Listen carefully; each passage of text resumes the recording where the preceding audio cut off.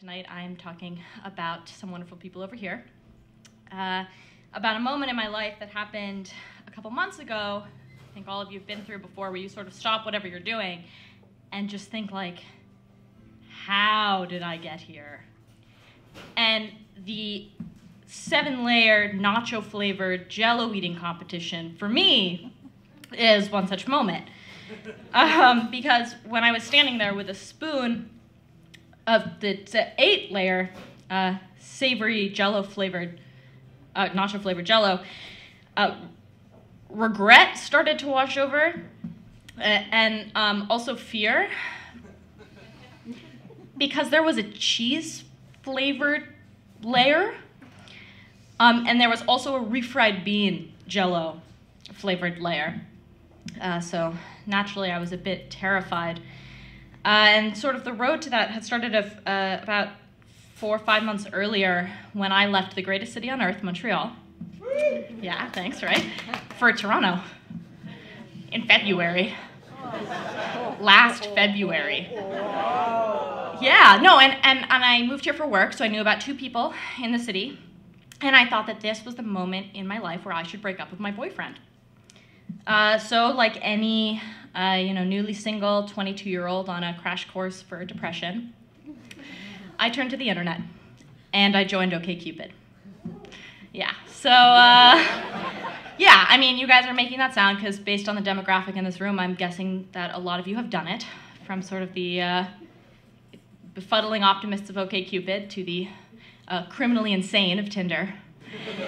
It's like just what we do. And I can only speak to the experience of being a single female on the internet, admitting that I want to date, presumably for sex-related reasons. But it gets sort of weird. One message I got said, "Hey girl, you look like a guinea pig in that coat." Presumably he picked up on my excellent foraging abilities, I don't know. I got another one that just said, "Yo, what, I have to ask, what's your opinion on circumcision?" I guess he thought, like, she looks Jewish, she probably wants to talk about baby genitals. I didn't. That was his opening line, by the way. I did not answer. But the weirdest message I got was actually from a girl who said, "Hey, do you want to be a 4th on our trivia team?" Although I actually have gotten that message too, but I didn't answer those. Yeah, do you want to be a 4th on our trivia team? Basically, her and her best friend had noticed that they were a 99% match, which is the highest you can get on OkCupid, and they thought, wow, maybe this algorithm really works, we get along so well, they've been roommates, whatever. So naturally, they did what anyone in that situation would do and decided they were going to start an OkCupid trivia team of people who were 99% match. Reasonably. So to give you a bit of perspective of where I am at my life at the moment I received this message, my boss, I think 2 days earlier, had asked me to stop talking about my cat because it was making him sad. So I wasn't really in a position to turn down new friends, so I said, yeah, sure, that sounds great. Why not? So I go. And it really is amazing. Like, within minutes of meeting these people, incredible connection. It feels so easy. We have so much in common.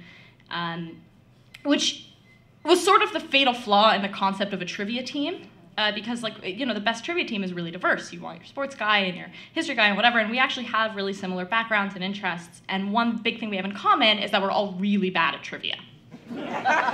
So we do terribly, but despite this, we decide we're gonna meet again next week and do it again. And again, and again, and again, and we keep doing trivia, but also we go dancing on the weekends, and we do karaoke, and they actually teach me how to ride a bike.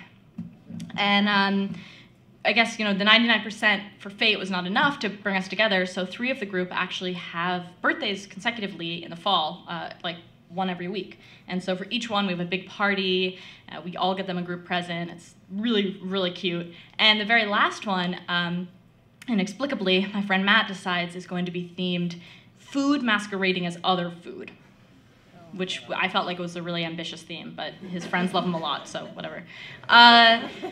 So I made cupcakes that look like sliders. Like, I had sort of vanilla for the buns and chocolate for frosting, and I did yellow frosting like cheese. And like I am fully confident that this is the best thing I have ever or will ever do. Like if I ever have a kid, I feel really bad because I feel like it'll come out and I'll be like, no, the sliders were better, which is fine. So the time comes at the end of the party and Matt decides that we're gonna vote to decide who's the best, which is like stupid because obviously it's mine. But fine, I'll play along.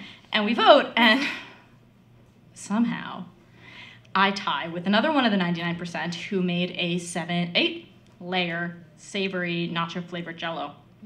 And it is decided that this will be this game will be we'll decide who the actual winner is with a Jello eating competition, which Marisa immediately says is stupid and it's fine. I can have the prize, whatever. But I'm like, no, I am going to win, and I'm gonna make you feel bad about it, which is like a weird thing to say to your friend, but that's fine.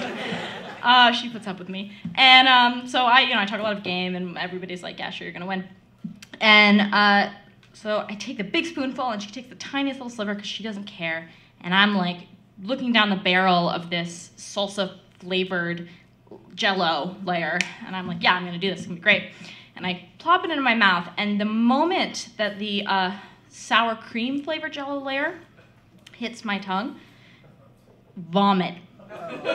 Which, I mean, I feel like good self-defense mechanism on the part of my body, because like the jalapeno Jello flavored layer didn't make it in, so that was great. And as I'm standing there spitting out the tomato flavored layer, which was different than the salsa flavored layer, because as Marisa says, that's how nachos work. Again, I have that thought: how did I get here? Why am I doing this? Why did I do this to myself? But the thing about the 99 is that we're bonded together a bit by this weird belief in this algorithm, in this feeling that we were brought together not by circumstance, as most friendships are, but by pure data-proven compatibility.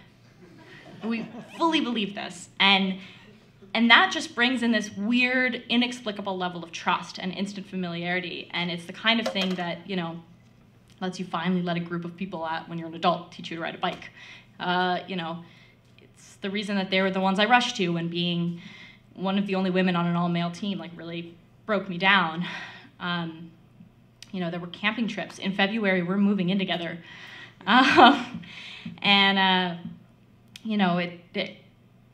It's why I would debase myself and eat a corn chip flavored Jello layer for these people, because that's the kind of thing you'll do for the Team 99. Frankly, I would do anything for them. Thank you.